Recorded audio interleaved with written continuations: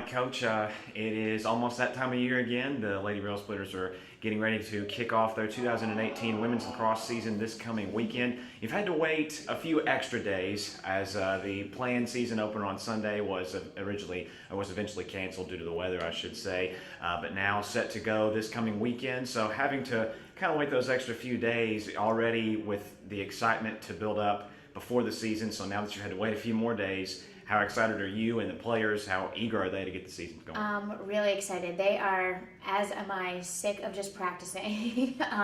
They're ready to play someone else. We had a scrimmage last week, so I think that kind of, got them ready because they were hoping to play Sunday, and then that was canceled. So now they're even more itching to play. So, and we're excited. We'll be in warmer weather in Florida. So. Yeah, that's right.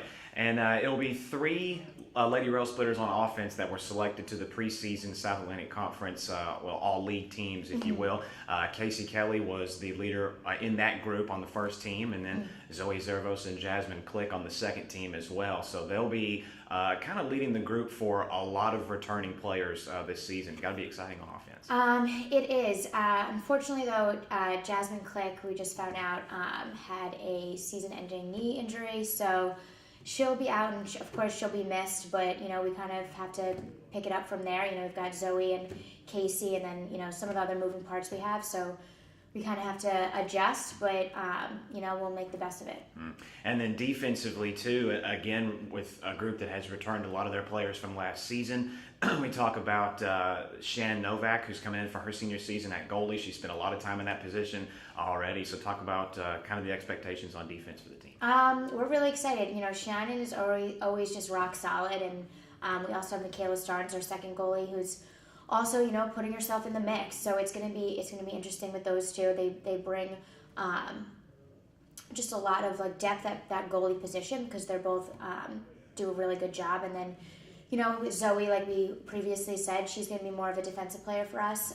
She'll get her runs on offense, but mostly be a defensive player for us. So we're really excited about her and Rhiannon Bennington as well, and Missy Sagnich as well. I think they're gonna be a great trio there. And then we've got some newcomers coming in on low defense to fill that fourth spot. And this is going to be a team primarily that is going to be built with a lot of those returning players from last season, and you mentioned with the newcomers coming in as well. Over the offseason, how have those players that are coming back, how have they developed and kind of been a mentor to those newcomers?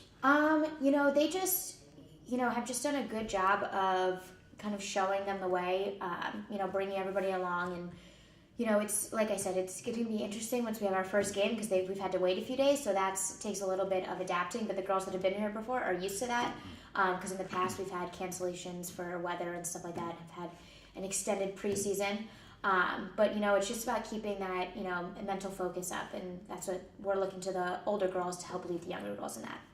And the Lady Rail Splitters really made a lot of great strides last season in 2017, doubling their win total from the season before, picking up the first South Atlantic Conference victory in program history. So how do you hope, from a coaching standpoint, how do you hope to build off of that success this season?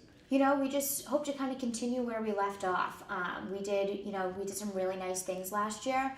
Now those girls are a year older. Some of those girls that were freshmen that were, doing a lot for us last year are now sophomores, and they're going to be expected to do a lot. And same with, the juniors and seniors as well. So I think bringing in the mix of new kids that we've got and then, our returners, I think, we should be prepared to kind of see some more of those kind of milestone wins, and hopefully, things will go in our favor. Yeah, well, and August started this coming Friday when the team goes to Palm Beach Atlantic, and then staying in Florida 2 days later to take on Rollins on Sunday. So kind of focusing on those two games specifically, what can we expect to see this weekend? Well, PBA is a first-year program, but they've been, they have some transfers. They've got some girls that got a full roster, so that, that can all play lacrosse, and so it's going to be a good competitive game, I think.